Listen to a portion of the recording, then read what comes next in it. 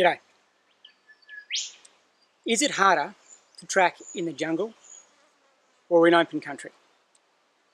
That's a question I want to address this morning in this quick video. From my own point of view, and this, you have to keep this in perspective, it really relates back to the level of tracking you're capable of undertaking. So if you are an experienced tracker, essentially you should be able to track anywhere.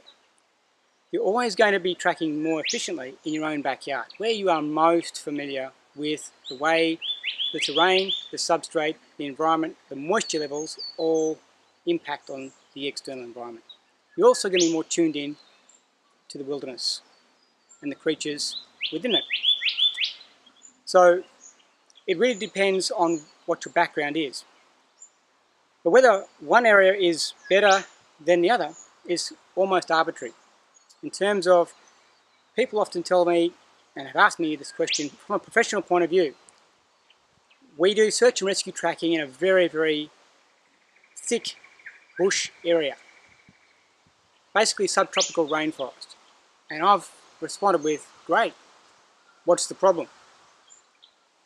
From my point of view, and I was trained to track in the jungle originally. And I've tracked as a combat tracker on active duty in the jungle. So to me the jungle is great.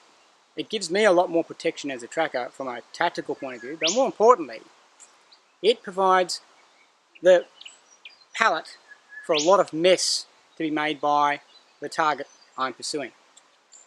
Open country is actually oftentimes more challenging. The spore line that you're working is less obvious. It is easier to move a long distance off the spore before you realise that you are needing to undertake a lost sign drill and recover your spore line. So from that point of view, the thicker, the denser, the better as far as I'm concerned.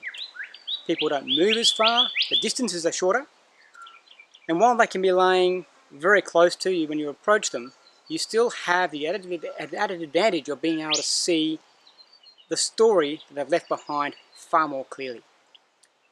Now, I spent a lot of time in Western Australia, Perth and surrounds as part of my military career basing. So over there I also got to practice extensively almost desert-like conditions and a sandy substrate to track on. And quite literally, practically blind Freddy can track in those environments. The story is there for us to interpret.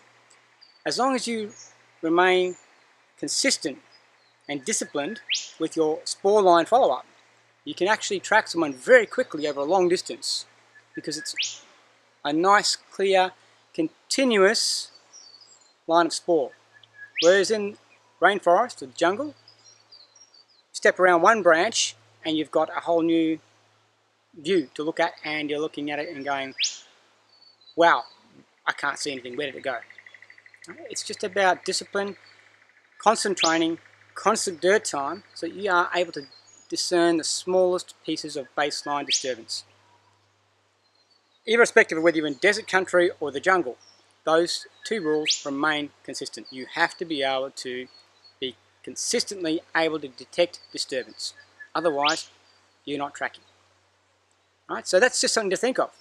It's an odd question to me. I actually find the most difficult terrain to track in Australia is open sclerophyll gum forest or eucalypt forest, because it has a leaf litter that is not consistent. It is very dry by default, and everything is aged very quickly. So getting onto a spore line and sticking on it in those type of terrains can be quite challenging. And consequently, you find yourself doing a lot of advanced tracking techniques to compensate for the immediacy of the environment you're looking at. So can you track in a jungle? Is it harder? It's all just a question of how you look at it. Whatever way you're tracking and for whatever reason you're tracking, I hope over the next sort of little while you'll learn to appreciate more about what tracking can afford you in terms of a skill set and a deeper connection with the natural environment. Trackers can't be hard-nosed by default. we have to be objective without question, but we have to be very, very connected to nature, because that's where we find what's different. Who's walked through here? We see it with the eyes of the naturalist. So there you go. You can track in any terrain. None is really better than the other.